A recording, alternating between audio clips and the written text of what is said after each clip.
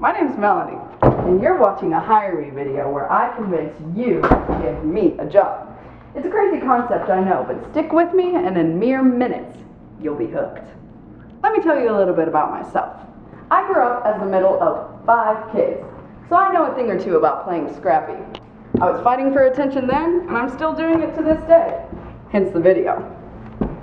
Growing up, everything was a competition, and well, I wasn't really good at anything, except for using hot glue, cardboard, steak knives, and duct tape to build tiny houses.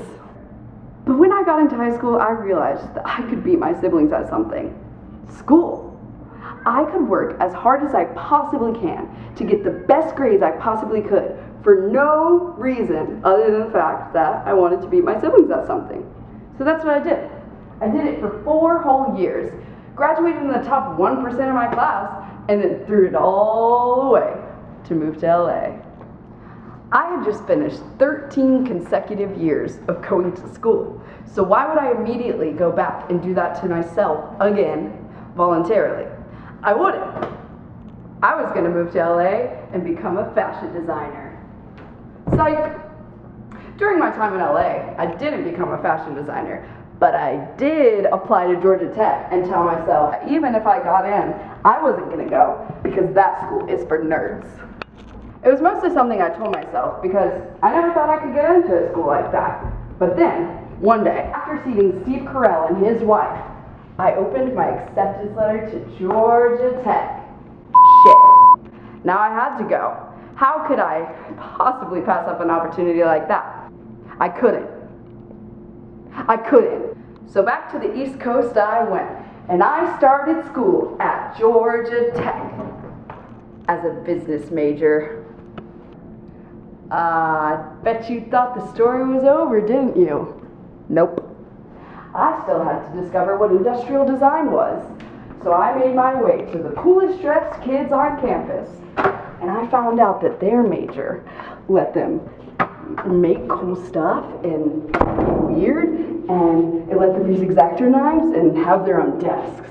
I had to try it out for myself. So I did just that, and I've never been in love or anything goofy like that, but this had to be the darn closest thing to being in love that I've ever felt. Over the next few years, like any real relationship, me and ID, well, in design, we had our ups and downs, strengthening our relationship to the point that it's at today. I'd say we're ready to grow, expand our horizons, and discover the potential we have elsewhere. With you. So hopefully you picked up on a few things throughout this story. Number 1, I've got a competitive drive that helps me work harder than anybody you know. Number 2, I like going out of my comfort zone and trying new things I've never done before, like moving 2,000 miles away from my family where I don't know anyone in the world.